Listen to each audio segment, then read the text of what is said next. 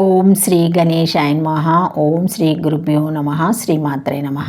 నమస్కారం అండి. అందరికీ welcome to my YouTube channel Sri Manju spiritual. మనము లలితా సహస్రనామ స్తోత్ర నామాలకు ప్రతిపదార్థాలు తెలుసుకుంటున్నాం కదా. శ్రీమాత్రే నమః.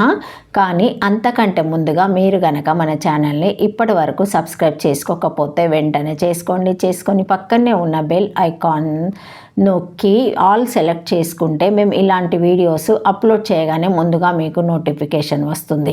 అలాగే వీడియో ఎక్కడ కూడా స్కిప్ చేయకుండా చివరి వరకు చూస్తే మేము ఏం చెబుతున్నామో మీకు పూర్తిగా అర్థమవుతుంది. ఇప్పుడు లైక్ చేయడం, సబ్స్క్రైబ్ చేసుకోవడం మర్చిపోకండి. ఇప్పుడు ఇంకా వీడియోలోకి వెళ్ళిపోదాము. శ్రీమాత్రే నమః. 601 నామము దారాందోళిత దీర్ఘాక్షి. 8 అక్షరముల నామము. ఈ నామంతో అమ్మవారికి నమస్కరించుకునేటప్పుడు ధరాందోళిత దీర్ఘాక్షాయ నమః అని చెప్పుకోవాలి. ధర కొంచెముగా, ఆందోళిత చలించు, దీర్ఘ అకార్ణత విశాలమైన, ఆక్షి కన్నులు కలది. అమ్మవారి కళ్ళు చైతన్యవంతంగా, చురుగ్గా, ఆకర్షణీయంగా, విశాలంగా, ప్రకాశవంతంగా, అనుగ్రహపూరితంగా, ఆజ్ఞాపించగలిగే వీక్షణలతో ఉంటాయి. వీటిలో కొన్ని లక్షణాలు గల కళ్ళు ఉండేవారు ఉండవచ్చు, కానీ ఈ అన్ని లక్షణాలున్న కళ్ళు ఒక అమ్మవారికే ఉంటాయి. చంచలమైన మనసు ఉండకూడదు, కానీ చంచలమైన కళ్ళు చక్కదనానికి దోహదపడే కన్ను, ముక్కు తీరుకు శోభను, ఆకర్షణను చేకూరుస్తాయి. కంటి చూపులు చురుక్కుమన్నట్టుగా ఉండకూడదు, కానీ చురుకుతనంతో ఉండవచ్చు. సౌందర్యలహరిలో ఆదిశంకరులు దృశ్యాధాగ్రీయాస్య హిమాకరః అన్న 57వ శ్లోకంలో అమ్మవారి దీర్ఘ నేత్రాల గురించి వర్ణిస్తారు. ఈ శ్లోక వివరణ ఈ లలితా సహస్రనామ వివరణ ప్రథమ భాగంలోని వక్రత లక్ష్మీ పరివాహ చలన్నాభలోచన అనే 18వ నామ వివరణ, ద్వితీయ భాగంలోని లోలాక్షి కామరూపిణి అనే 454 నామము యొక్క వివరణ కూడా ఇక్కడ చదువుకోవాలి. అమ్మవారి 3 కళ్ళు పగలు, సంధ్య, రాత్రి కాలాలను సూచిస్తాయి. ఈ కాలాలు ఒకదాని తర్వాత ఒకటిగాని రావు. అందుకని అమ్మవారి కళ్ళు కాలగమనంలో వీటిని సూచిస్తున్నప్పుడు మారిపోతూ చంచలంగా ఉంటాయని ఈ నామం సూచిస్తుంది. 1 కొంచెముగా చంచలంగా ఉన్న అకార్ణంత విశాల నేత్రములు గలది. 2 పగలు, సంధ్య, రాత్రి కాలాలను సూచించడంలో కొంచెము చంచలంగాను దీర్ఘంగాను ఉండే విశాల నేత్రాలు గలది అని ఈ నామానికి అర్థాలు చెప్పుకోవచ్చును. శ్రీమాత్రే నమః. శ్రీమాత్రే నమః. 602 నామము ధరోసోజ్వలముఖి. 8 అక్షరముల నామము. ఈ నామంతో అమ్మవారికి నమస్కరించేటప్పుడు ధరోసోజ్వలముఖి నమః అని నమస్కరించుకోవాలి. ధరాహాస మందహాసము చేత ఉజ్వల ప్రకాశించు ముఖము కలది. అమ్మవారి ముఖము వికసించిన పద్మంలాగా ఉంటుంది. పద్మానికి వికాసం ఉన్నట్లే అమ్మవారి ముఖానికి కూడా ఈ వికాసము సహజంగా ఉంటుంది. ఇంకా నవ్వుతున్నప్పుడు అమ్మవారి ముఖము విశేషంగా ప్రకాశిస్తూ వికాసవంతంగా ఉంటుంది. అమ్మవారి ముఖము నుండి వాజ్మేయము వ్యక్తమవుతుంది. సర్వసత్వ సృష్టి, భౌతిక సృష్టి కూడా అమ్మవారి ఉచ్చారణ వల్లనే జరుగుతాయి. అంటే ఈ 2 అమ్మవారి ముఖ వినర్గతలే. అందుకే అమ్మవారు ఉజ్వలమైన ముఖము కలిగినది. ఈ ఉజ్వలమైన ముఖానికి అమ్మవారి చిరునవ్వే కారణము అని ఈ నామం చెబుతుంది. అమ్మవారి ముఖములో ఈ చిరుదరహాసము ఎప్పుడూ చెదరకుండా ఉంటుంది.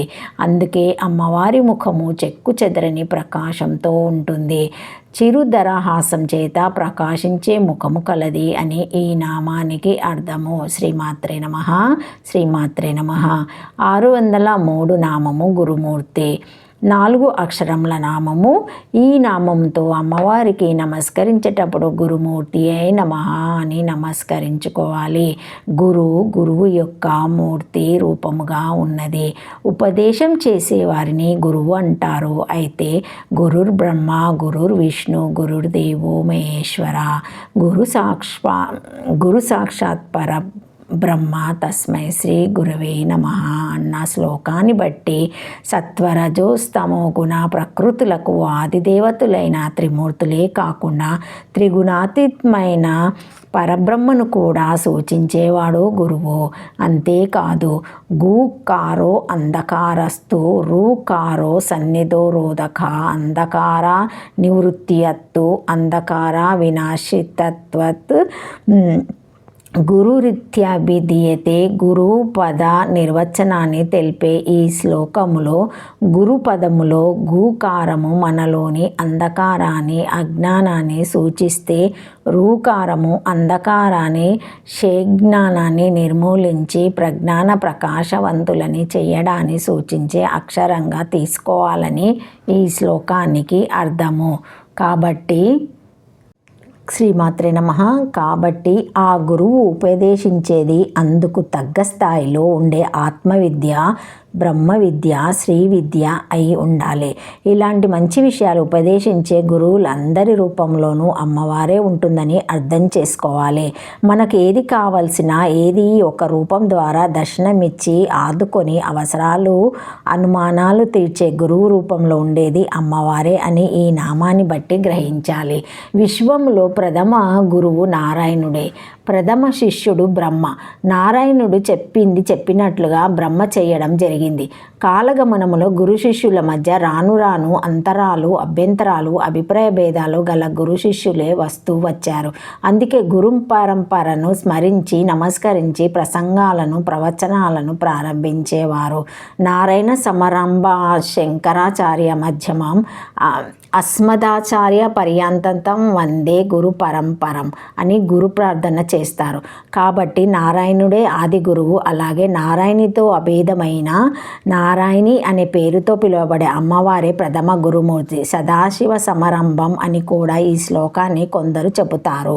అప్పుడు కూడా శివస్వరూపిణి అయిన అమ్మవారే ఆది గురు స్వరూపిణి అవుతుంది. గురు రూపంలో ఉండున్నది అని ఈ నామానికి అర్థము. శ్రీమాత్రే నమః. శ్రీమాత్రే నమః. Thank you for watching my video. Please like, share, comment, subscribe to my channel. మరిన్ని వీడియోస్తో మళ్ళీ కలుస్తానండి. ఈ వీడియో మొదటిసారి ఎవరైనా చూసి ఉంటే తప్పకుండా లైక్ చేసి సబ్స్క్రైబ్ చేసుకోగలరు. ఏమైనా కామెంట్స్ ఉంటే పెట్టండి. Thank you.